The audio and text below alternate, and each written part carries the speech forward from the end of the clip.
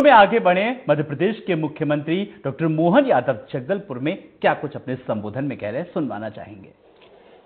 पूरे देश में जिसकी एक विशेष श्रद्धा के साथ अलग पहचान है, ऐसी पुण्य नगरी मां नर्मदा के सभी निवासियों को, आप सबको दोनों हाथ जोड़ के प्रणाम करता, आपका अभिनंदन करता।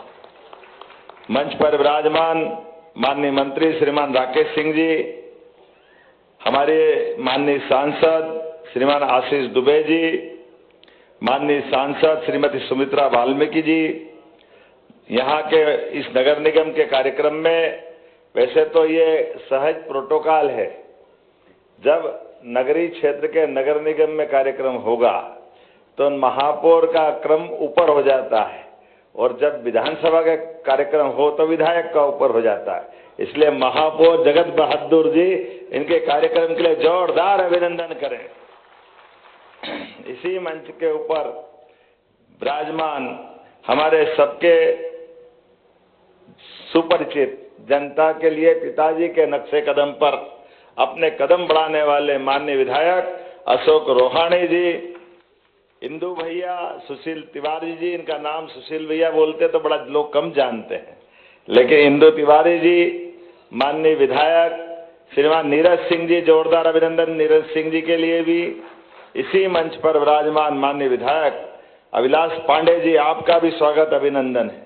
और भोले भाले लेकिन काम में लगे रहने वाले माननीय विधायक संतोष वरगड़ जी, आपका भी स्वागत अभिनंदन। जिला पंचायत की अध्यक्ष श्रीमती आशा गोटिया जी, जोरदार अभिनंदन आशा जी के लिए। नगर निगम के सभापति रिंकू भाई, आपका भी अभिनंदन स्वागत। इस कार्यक्रम में मंच पर बैठे हमारे जिले के अध्यक्ष, दोनों जिले के अध्यक्ष रत्नेश जी और राजकुमार पटेल जी, दोनों का स्वागत अभिनंदन। यहाँ हमारे राजकुमार जी के साथ प्रदेश के कोषाध्यक्ष श्री अखिलेश जैन जी, आपका भी स्वागत अभिनंदन। और यहाँ के प्राधिकरण के अध्यक्ष संदीप जैन जी, आपका भी स्वागत अभिनंदन। अब तो मंच में कोई बचा नहीं, सब हो गए बचे हैं। जोरदार अभिनंदन सारे प्राधिकरण के उपाध्यक्ष, हाँ गोटिया जी, हमारे विनोद गोटिया जी, मेला प्राधिकरण, पूरे प्रदेश के अंदर जितने मेले होंगे सारे मेले के प्राधिकरण के हमारे अध्यक्ष, जोरदार अभिनंदन इनका भी। प्राधिकरण के उपाध्यक्ष द्वय, उनका भी स्वागत अभिनंदन। कौन कौन है प्राधिकरण के उपाध्यक्ष? विकास प्राधिकरण के है क्या? अच्छा, एक ही बने, प्रशांत जी। और पूरा मंच MIC के सभी मेंबर, सच में जनप्रतिनिधियों के साथ जनता के सेवा के कल्याण के लिए अलग अलग प्रकार से, जैसे आकाशवाणी के पंचरंगी प्रोग्राम के कई सारे गाने जब हम सुनते थे तो उन गानों के माध्यम से वो हमारा युवाणी के समय आने वाला कार्यक्रम पंचरंगी प्रोग्राम के कारण से जाना जाता था। आजकल थोड़ा दूरदर्शन के कारण से जो पुराने लोग वो तो आकाशवाणी को जानते हैं, लेकिन अभी नई पीढ़ी के लिए यशस्वी प्रधानमंत्री, जोरदार अभिनंदन कर, जो मन की बात के माध्यम से वापस आकाशवाणी को जिंदा कर रहे हैं। जोरदार ताली बजाएं माननीय नरेंद्र मोदी जी। कितने प्रकार से काम कर रहे हैं मोदी जी, जिनके कारण से पूरा देश दुनिया के सामने एक अलग पहचान बन के खड़ा हो गया। हमने रामराज सुना था, रामराज के समय जो होता था, आज के समय में परमात्मा की कृपा से वो सब हो रहा है जिसके कारण से रामराज को भगवान कृष्ण के उस समय के काल को या आज के काल को जाना जाता है। आप बताइए, गरीब से गरीब आदमी के जीवन में 80 करोड़ से ज्यादा आबादी का देश, 80 करोड़ में पूरा यूरोप आ जाएगा, इतने सारे देश, उन सारे लोगों के लिए निःशुल्क राशन, पक्का मकान, हर घर शौचालय, हर घर नल से जल और आयुष्मान 5 लाख तक का गारंटी। जोरदार ताली बजाइए, इतना बड़ा कलेजा अगर किसी का है तो यशस्वी प्रधानमंत्री नरेंद्र मोदी जी का है। और केवल मकान, राशन, जल, शौचालय, ये आयुष्मान कार्ड ये पर्याप्त नहीं, हमारे रोजमर्रा की जिंदगी के लिए, काम धंधे के लिए भी हमारे लिए राशि दे करके, ये जो हमारी रेहड़ी वाले, छोटे ठेले खोमचे वाले, कौन कौन लोगों को ऋण मिल रहा है? पूरे प्रदेश के अंदर सबसे ज्यादा ऋण अगर मिले हैं, मैं बधाई देना चाहूंगा जबलपुर नगर निगम के माध्यम से इस जबलपुर जिले में मिल रहे। हर एक आदमी के जीवन के अंदर सुख का सूरज निकले, उसके जीवन में समृद्धि आए, गरीबी मिटे, ये बात सही है। परमात्मा जन्म देता है और जन्म के साथ हमारे कई सारे कर्मों के बलबूते पर हम उस आबो हवा में खुली सांस लेते हैं, लेकिन जरा मदद का कोई हाथ बढ़ा दे तो जिंदगी बदल जाती। सरकार के माध्यम से ये जो सहयोग का भावना होती, सरकार का मतलब सहकार, और सहकार का मतलब सहकार के आधार पर पूरे परिवार का उद्धार। जोरदार अभिनंदन करें इस भावना के बलबूते पर।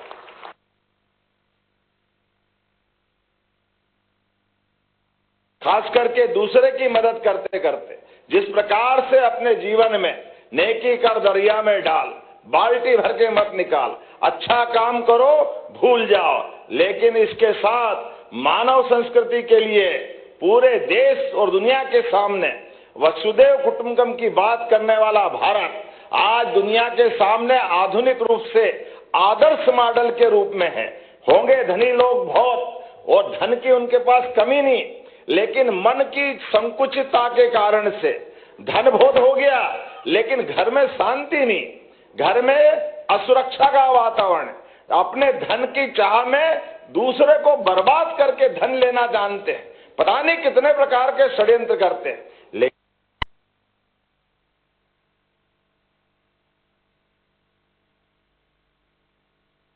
जहां हमारे देश में देने को ही सब कुछ माना है, हमारे साधु सन्यासी ऋषि मुनि उस काल से वसुदेव कुटुंबकम की भावनाओं को लेके चलते हैं कि समूची वसुधा, पृथ्वी, भूमंडल ये एक कुटुंब की तरह है। ऐसे में प्रकृति के साथ भी वही रिश्ता है जो हमने कहा है, यत पिंडे तत ब्रह्मांडे। जैसा हमारा पिंड है ऐसा ही ब्रह्मांड है, दोनों में कोई अंतर नहीं। आज 11 लाख पौधों का नया रिकॉर्ड जबलपुर में बना। जोरदार अभिनंदन करें प्रकृति के साथ रिश्ता बनाने के लिए। प्राकृतिक नैसर्गिक सुंदरता में जबलपुर संभाग की कोई होड़ नहीं। हमारे लिए आज जबलपुर के अंदर दोबारा नए दौर के अंदर पेड़ हमारे साथ रिश्ता निभाते हैं। प्रकृति का हमारा एक संबंध है, लेकिन पेड़ केवल ऑक्सीजन नहीं देते, पेड़ के माध्यम से वो हमारी निकली हुई कार्बन डाइऑक्साइड वो ग्रहण करते हैं। हमारा उनका ये रिश्ता माँ बाप के साथ बच्चों के रिश्ते की तरह है। पेड़ अपने स्थान पर स्थिर रह करके ऋषि मुनियों की तरह हमारे सभी मौसम में हमको जीने के लिए, इसलिए जियो और जीने दो की भावना के बलबूते पर हम चलते हैं। लेकिन ये बात सही है कि आज के इस दौर में सब तरफ का जो संकट बढ़ा है, ऐसे में हमारे पर्यावरण में भी वृक्षारोपण की आवश्यकता है। और आज वृक्षारोपण के माध्यम से अब पौधे लगाने के लिए भी एक बहुत अच्छी पद्धति लगी। आप बताइए, हम पौधा लगाते पुरानी पद्धति से, तो पुरानी पद्धति में एक पेड़ को तैयार करने में 8-10 साल लगेंगे, लेकिन आज ये पुरानी पद्धति के बजाय अलग अलग प्रकार की पद्धति है। वो नाम ऐसा है, आप उससे मत जोड़ना जिससे नाम दिखेगा, लेकिन वास्तव में सघन पद्धति से वृक्षारोपण की एक पद्धति है, जिसके आधार पर 1 एकड़ में सामान्य वृक्ष अगर आप लगाएंगे, पौधे लगाएंगे, तो 400 पौधे लगते हैं 1 एकड़ में। लेकिन इस पद्धति से लगाते हैं तो इसमें 12,000 पौधे लगते हैं 1 एकड़ के अंदर। जोरदार अभिनंदन करें ये नई पद्धति के बलबूते। और उसमें मिक्स जाति के पौधे होते हैं, सब प्रकार के पौधे होते हैं। उसमें हमारे देर तक, लंबी दूर तक जाने वाले, लंबी आयु के पौधे भी, जो शीशम, सागौन और इसी प्रकार से होते हैं। बाद में उस क्रम के हिसाब से क्रमशः 1 लेयर, दूसरी लेयर, तीसरी लेयर, और सघन वृक्षारोपण के बलबूते पर 3 साल का, आमतौर पर वो जो 400 पेड़ लगाएंगे या पौधे लगाएंगे, उनको 8-10 साल, 12 साल से 15 साल लगेंगे।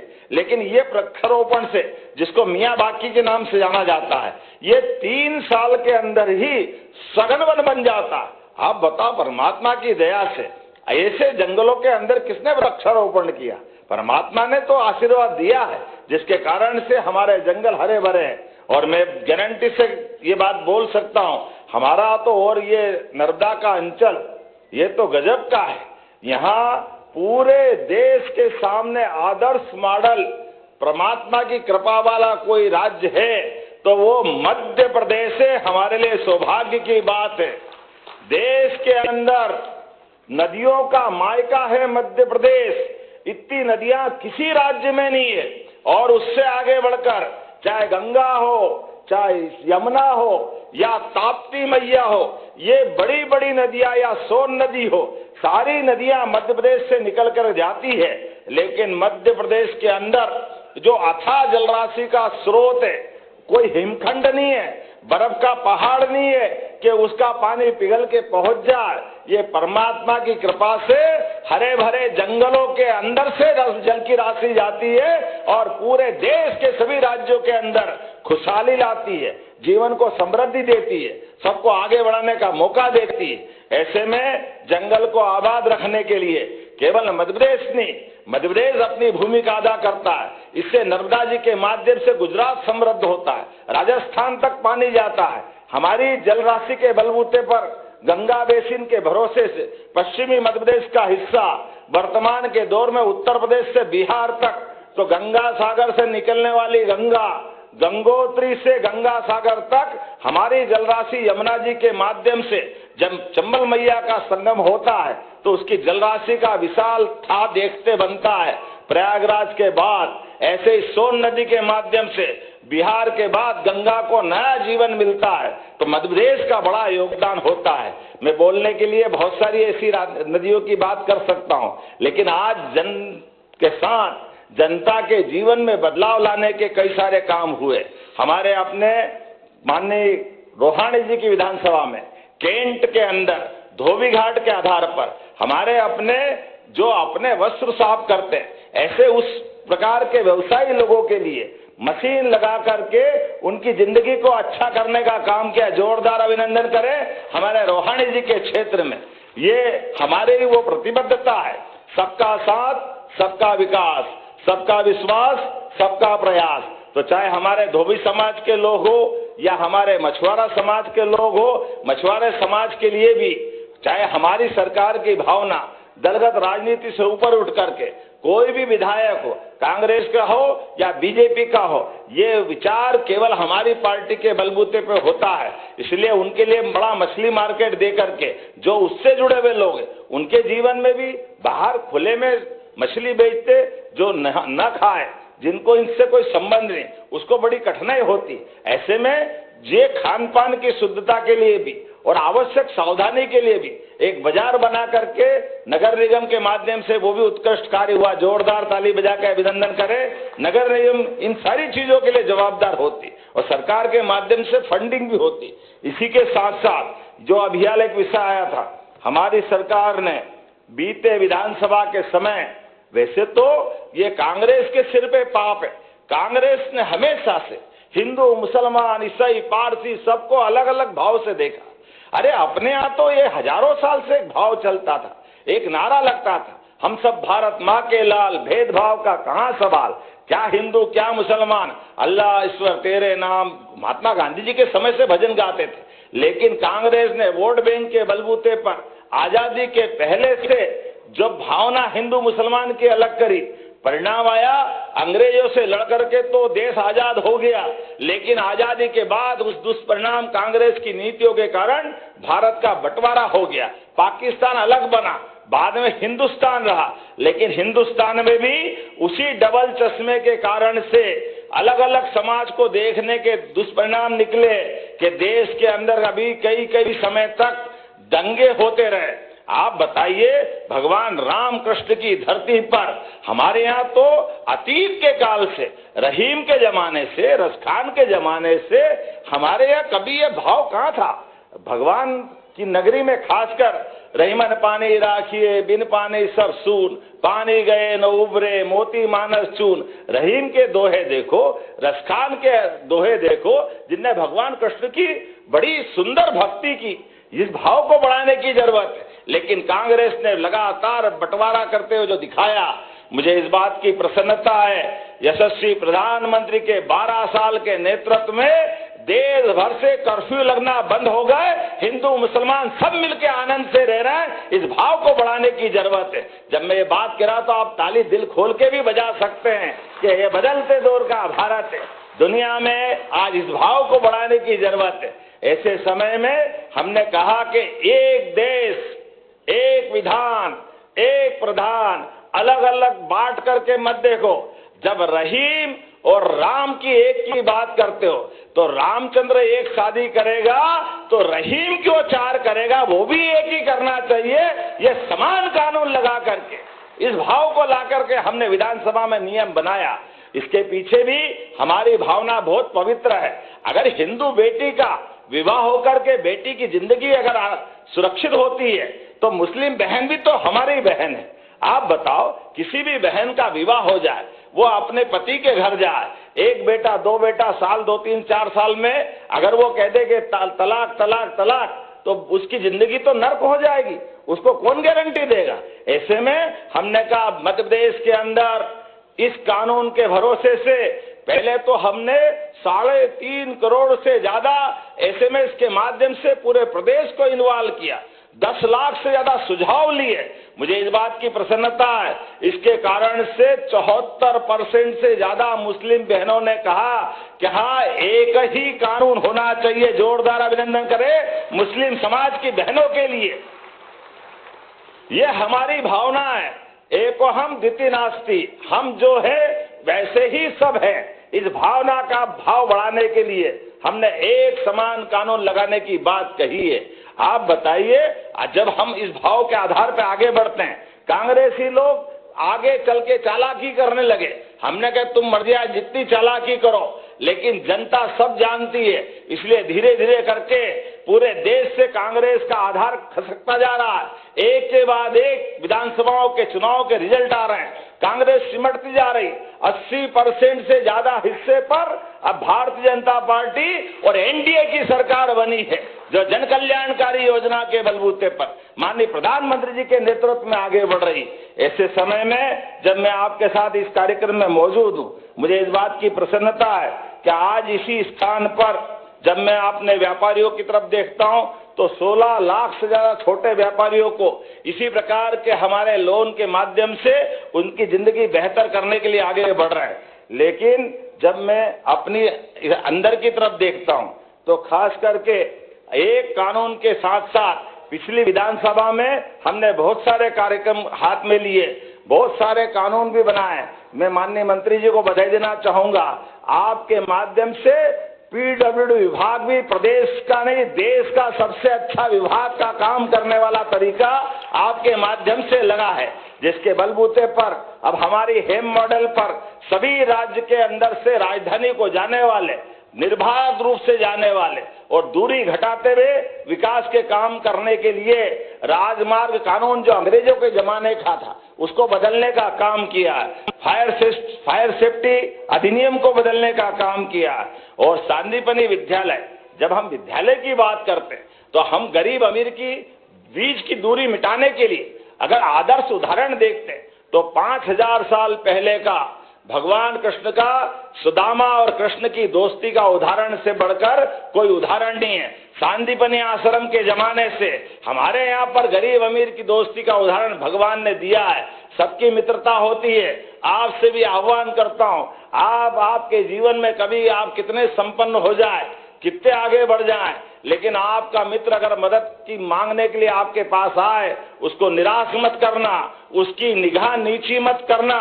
आप उसकी जितनी इच्छा है उससे कई गुना ज्यादा मदद करते हुए हमारी संस्कृति को धन्य करना।